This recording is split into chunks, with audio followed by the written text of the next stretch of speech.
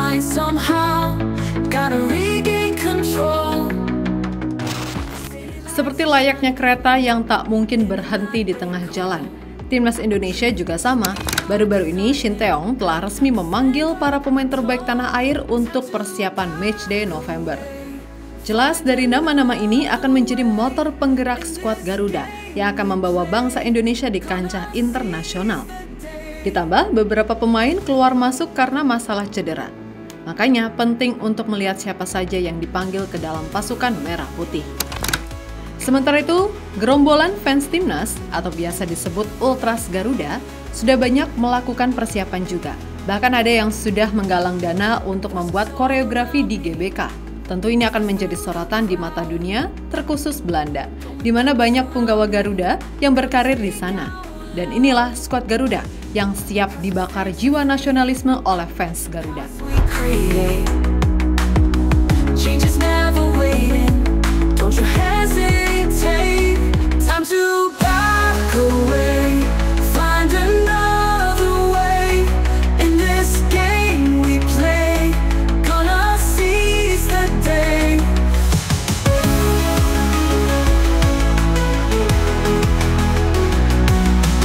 Kalender sudah menunjukkan tanggal 2 November. Artinya, kurang dari 2 minggu lagi, Timnas Garuda akan melakoni FIFA Matchday, menjamu Jepang di tanggal 15, serta Arab Saudi pada tanggal 19 November mendatang. Jelas, kedua laga ini bukan kaleng-kaleng kelasnya. Mereka termasuk 2 tim unggulan di grup C, sehingga memang banyak yang memprediksi Shin Tae-yong dan anak asuhnya akan kesulitan. Namun, ini bukanlah alasan dari juru taktik asal Korea tersebut untuk menyerah begitu saja. Sudah berbagai cara disiapkan olehnya, seperti sebelumnya sudah meminta bantuan ke rekan Koreanya untuk mensupport lewat dukungan fans Korea Selatan di GBK langsung.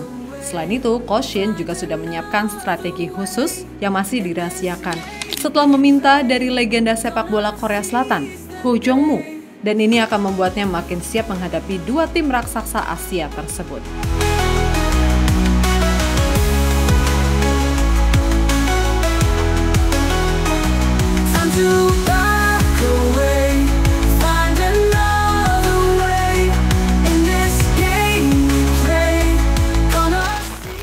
Selain strategi, tentu ada pemain-pemain yang akan menjalankan tugasnya di atas lapangan. Taktik tanpa pemain berkualitas apalah artinya?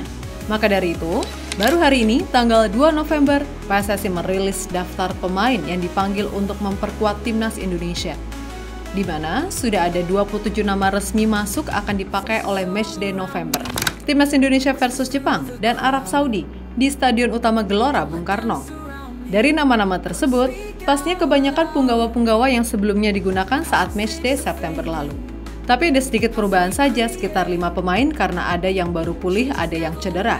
Sehingga mau tak mau ada yang in-out dari skuad. Seperti contohnya Kapten Asnawi, Malik Rizaldi, Dimas Derajat, dan Hernando Ari yang cedera saat membela klubnya. Lalu ada Wahyu Prasetyo tak cedera tapi harus tersingkir karena ada persaingan. Lalu pemain yang sebelumnya sempat cedera macam Justin Hubner hingga Sayuri bersaudara kini sudah dipanggil kembali. Dan Ramadan Sananta serta Adi Satrio juga masuk kembali untuk mengisi slot pemain yang cedera tadi.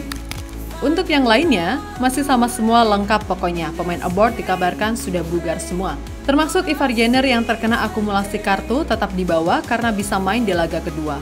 Kami pikir pun demikian, tidak ada alasan lagi bagi Shin Tae-yong untuk melakukan rotasi. Apalagi laga ini super berat, kalau bisa sih full keturunan semua aja. Dengan line up 5-4-1, seperti biasa di posisi bertahan ada Martin Pas di kiper, Misil Gers, Justin Hubner, Chase bek tengah, lalu Kelvin Verdong dan Sandy Walsh sebagai fullback. Atau paling tidak Rizky Ridho masih sangat layak starter, ya kan? Untuk 4 gelandang, tentunya ada 2 nama, yang di tengah yaitu Tom Haye serta Nathan. Lalu di gelandang sayap kiri ada Ragnar Oratmangun dan sayap kanan wajib Eliano dipasang sih. Dan di posisi ujung tombak pastinya El Klemer alias Rafael Strike yang kemarin baru aja cetak gol debut bersama klub barunya Brisbane Roar. Buat Ivar Jenner sendiri, baru bisa main di laga kedua lawan Arab Saudi. Baru bisa tuh rotasi kalau misalnya ada yang kurang fit, ya kan?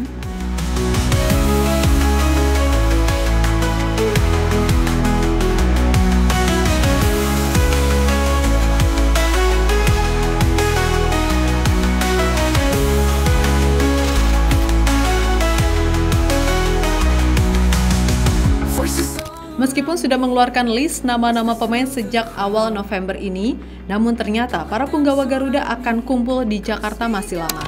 Mengintip dari kumparan.com, manajer timnas Sumarji sudah mengkonfirmasi jika benar skuad Merah Putih akan berdatangan pada 10 November mendatang. Tentu ini waktu yang sangat singkat dari jadwal laga pertama menghadapi Jepang yang akan digelar tanggal 15. Itu artinya cuma ada 4 harian saja untuk sesi latihan, serta penerapan strategi bagi Koshin.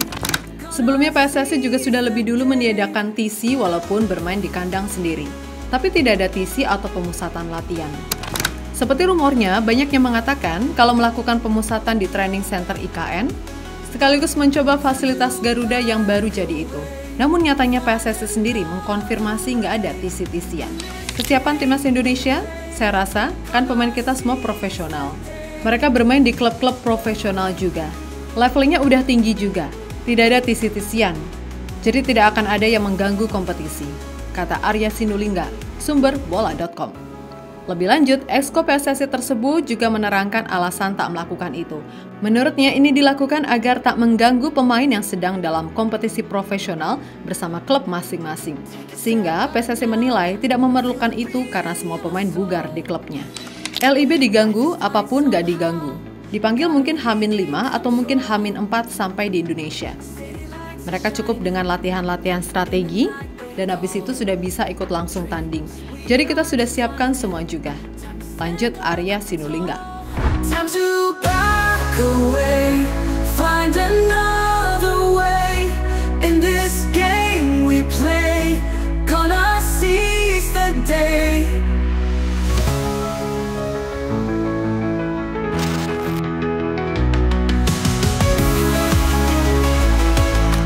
Untuk koreografi sendiri pastinya sudah dipersiapkan oleh komunitas-komunitas fans Garuda seperti Ultras Garuda dan La Grande Indonesia.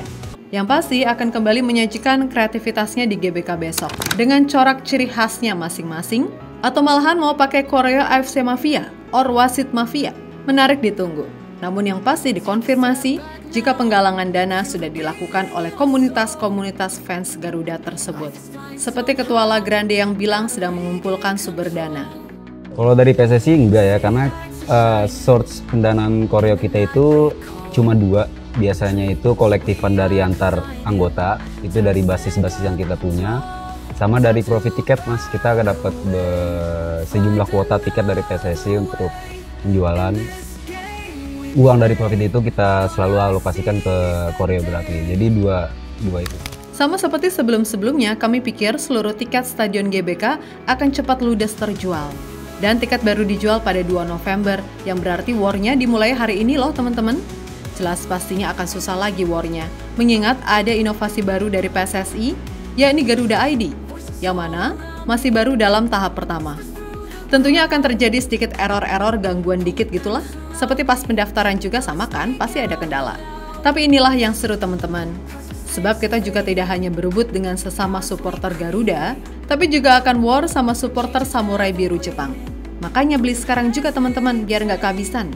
Time to back away, find another way.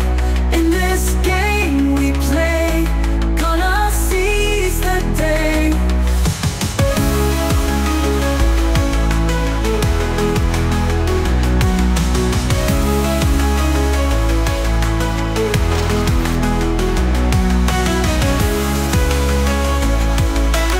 Dari dipanggilnya pemain timnas ini tentu akan jadi sorotan media-media Belanda. Pasalnya, sebagian besar pemain keturunan bermain di Liga Belanda, sehingga tak heran ya kan?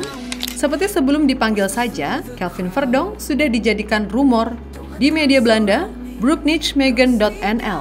Selain itu, setelah dipanggilnya skuad Garuda, ada juga yang langsung mereview media fanpage seperti akun X @officialnews menyoroti pemain-pemain berdarah keturunan Belanda. Namun ini nggak mengagetkan sih teman-teman, mengingat sejak berdatangan pemain keturunan, memang media-media Belanda sering mengekspos timnas Garuda arahan Shin Tae-yong. Gonna seize the day.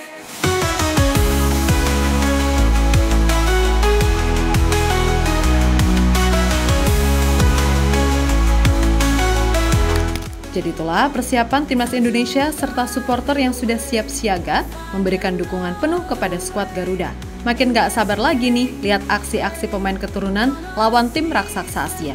Kapan lagi ya kan nonton tim nomor 1 di Asia bermain di Jakarta dan lawannya Timnas Indonesia pula. Sekali lagi, buat teman-teman jangan sampai lupa mendukung perjuangan Merah Putih untuk memenuhi mimpi Piala Dunia. Entah itu dari rumah atau secara langsung, intinya support saja apapun hasilnya. Never waiting, don't you hesitate. Time to back away, find another way. In this game we play, gonna seize the day.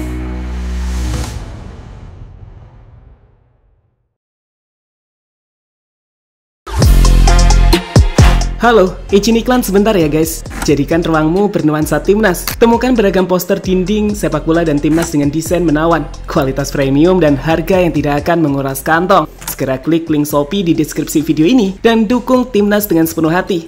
Mulai dari dinding rumahmu.